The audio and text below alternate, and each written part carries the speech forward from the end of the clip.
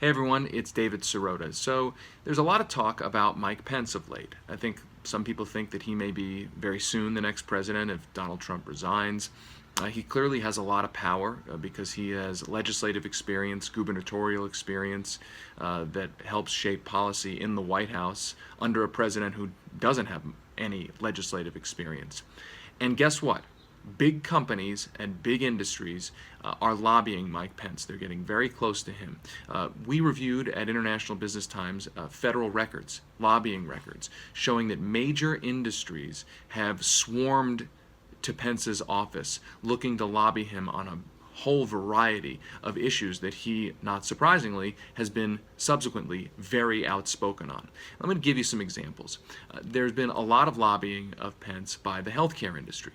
Pence, of course, has been one of the leading voices pushing to repeal the Affordable Care Act. Now that was in some ways, somewhat of a reversal for Mike Pence. Mike Pence, as governor, supported expanding Medicaid when he was governor of Indiana under the Affordable Care Act. He has since reversed himself, called for a repeal of the Affordable Care Act, and that call for a repeal has come as major health insurers like Blue Cross Blue Shield have been lobbying his office. He's also been lobbied by major drug companies, also lobbied by United Healthcare, another major insurer that hired an Indiana-connected, Pence-connected lobbying firm right when Pence became vice president. That lobbying firm had given Pence a huge amount of money, more than $100,000 for his gubernatorial campaigns. Then United Healthcare, the insurer, was lobbying Pence as he has pushed for a repeal of the Affordable Care Act.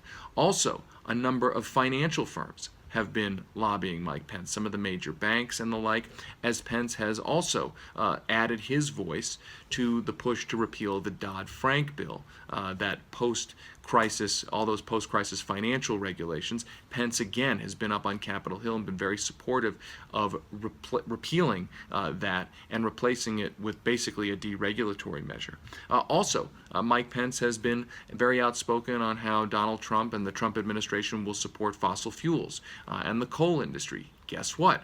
Major fossil fuel companies have been lobbying Pence, including some Indiana-connected energy firms that probably see an opportunity now that Pence is vice president.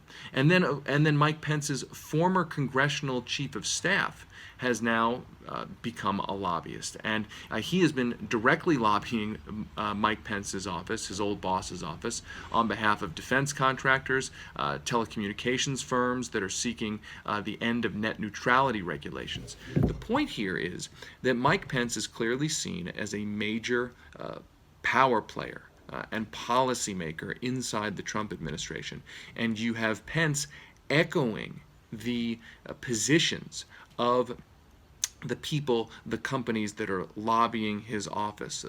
He is basically backing up what they want. And by the way, it goes even to foreign companies. We track a situation in our article at International Business Times about how Pence gave control of the Indiana toll road to a foreign investment firm, an Australian-based investment firm, and that company has been directly lobbying Pence through another Indiana-connected lobbying firm, that same one that gave him a lot of money.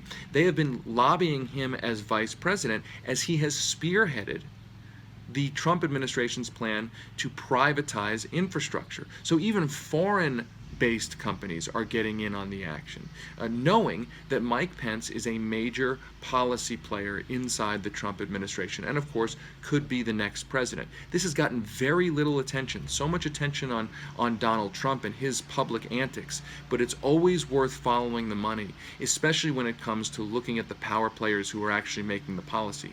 Mike Pence is one of those big power players.